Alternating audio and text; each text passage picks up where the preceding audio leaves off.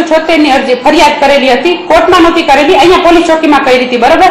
એટલે એને હાઈકોર્ટમાંથી જઈને સ્ટે લીધો ઇન્વેસ્ટિગેશન ઉપર, જેને 2 થી 2.5 વર્ષ થયા.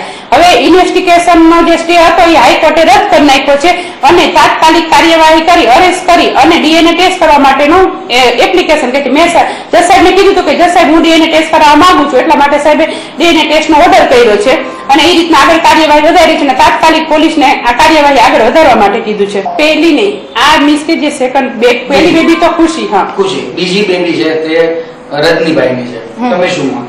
રજનીશની હશે તો ડીએનએ ટેસ્ટ થશે અને ખબર પડી જશે. પછીની જે કોર્ટને જે મંજૂર કરશે એ અમને મંજૂર છે, મને કશો પ્રોબ્લેમ નથી. ડીએનએ ટેસ્ટ થશે એટલે એની મેરે બધું પ્રૂફ સામે આવી જવાનું છે. શું મને ખબર નથી રજનીશ ક્યાં છે. 8 તારીખે મારી સાથે એનો કોઈ કોન્ટેક્ટ નથી અત્યારે. તો રજનીશ કોર્ટમાં એવું કીધેલું છે કે ધરપકડ કરવાનું ક્યાંય પણ કાગળમાં લખ્યું નથી કે ધરપકડ કરો, એમાં એટલું લખ્યું છે ડીએનએ ટેસ્ટ કરો. અને અમે ડીએનએ ટેસ્ટ કરવાની ના નથી પાડતા. ડીએનએ ટેસ્ટ થશે, અમને આગોતરા મળી જશે. રજનીશ એને આમ સામે આવી જાય. રજનીશ અનાટીમાં કોઈ દિવસ કે ભાગ્યા છે નહીં, બરાબર. અમને આગોતરા મળી જશે એટલે અમે સામે આવી જશું કે આ ડીએનએ ટેસ્ટ અમે આવી ગયા. તમે પોલીસની જે કાર્યવાહી હશે કરશે. અને ડીએનએ ટેસ્ટ અને જે કોર્ટ મંજૂર કરશે એમાં અમને કઈ કોર્ટ એમ કહેશે કે રજનીશની બેબી છે, તમે અત્યાર જે કોર્ટનો અને પોલીસનો હશે અમે બધું કરશું, અમને કઈ પ્રોબ્લેમ નથી એમાં. એ કોર્ટ નક્કી કરશે. કોર્ટ એમ કહેશે કે આ કરો એ પ્રમાણે હું કરીશ, મને કઈ પ્રોબ્લેમ નથી.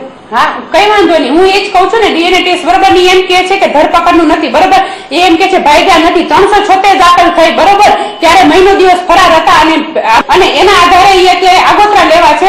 આગોતરા લેવા માણસ ક્યારે જાય કે જયારે મુજરીમ હોય. મુજરીમ ન હોય તો આગોતરાની શું જરૂર પડે? સાબિત થઈ જાય ને. આ વસ્તુ સાબિત થશે જ, અમે સાબિત સામેથી કરશું.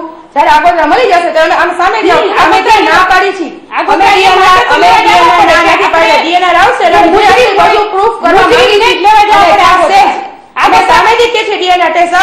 અને મારી સાથે કોણ છે શું છે એનો પર્સનલ મારો પર્સનલ પ્રોબ્લેમ છે, એને કશું કહેવાની કઈ જરૂર નથી.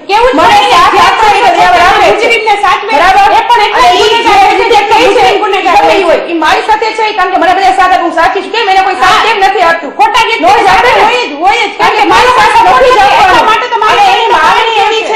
અત્યારે દિવસ પહેલા મને એવું હતું કે સમાધાન કરી લે, હું તને 20 લાખ રૂપિયા, તું મને 20 લાખ રૂપિયા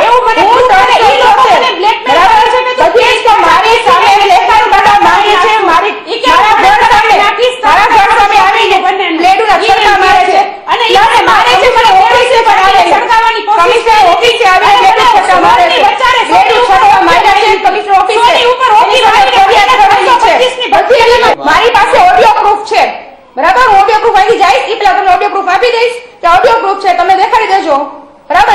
એમાં ચોખ્ખું કહે છે 20 લાખ રૂપિયા આપો અને હું સમાધાન કરીશ. મારો કેસ બધી અરજી બધી હું પાછી ખેંચી લઈશ, બરાબર. અને અત્યારે હાલમાં રજનીશ પછી પણ હજી મારા જઈને બ્લેકમેલ કરે છે, એના પછી પણ ભાવનગરનો વિજય હાંડા છે, બરાબર. એનો 4 મહિનાનો છોકરો છે, બરાબર. એની સાથે ગાંધા લગ્ન કર્યા છે, પ્રૂફ છે મારી પાસે.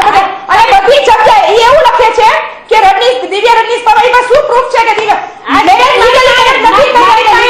મેં કર્યા છે આખા ફેમિલી સાથે હું રહું છું.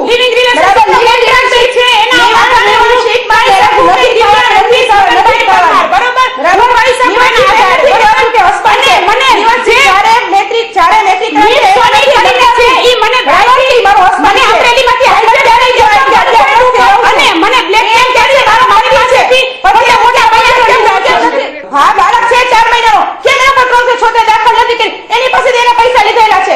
મારી પાસે ઓનલાઈન પ્રૂફ છે. એને બોલાવી આવો, એને લઈ આવો સામે. એને કહો કે 4 મહિનાનો છોકરો કોનો છે પૂછો એને તમે અત્યારે. પેલા લઈ આવો એને સામે, પેલા 4 મહિનાનો છોકરો છે. પેલા પૂછજો એ ભાગી જશે. હું નથી ભાગી, એનો ધંધો થઈ ગયો. એનો બધી જગ્યાએ બ્લેકમેલ કરવાનો, બધું કરવાનું. હું કેમ નથી બેસતી? હું બધી જગ્યાએ આવી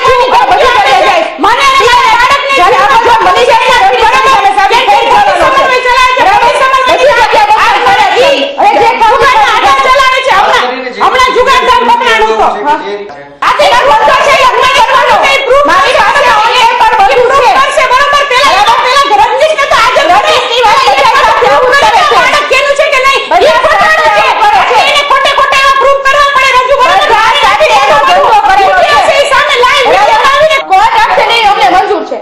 જે કોર્ટ એમ કહેશે કે રજનીશ ઉભા છે તો અમે જે કોર્ટ કહેશે કાર્યવાહી બધું મંજૂર છે. અમને. હું ઈ જ કહું છું પણ ગુજરીમાં હાજર ન થાય ત્યાં સુધી કોર્ટ શું કરે હાજર થશે, આપણે તો નહીં જાણે. ભાગેડું ફરતો હોય, અને આગોતરા માટે જે લીગલી વિધિ થાય, જે 3-4 દિવસ થશે, તમે કેમ આના દિવસે કેમ રજીસ્ટર નહોતા ગયા? સામે આવશે, હું સામેથી આવી છું, અત્યારે પણ સામે છું, ત્યારે પણ સામેથી આવીશ છું. જ્યારે અમને આગોતરા મળી જશે લાઈવ મીડિયામાં સામે આવ્યો સોમવારે છે ને સ્ટેટમેન્ટ આવી. આ તો તૈયાર હતો, હાજર થઈ જાવે ને. હું ઈ જ કહું છું તૈયાર હું છું.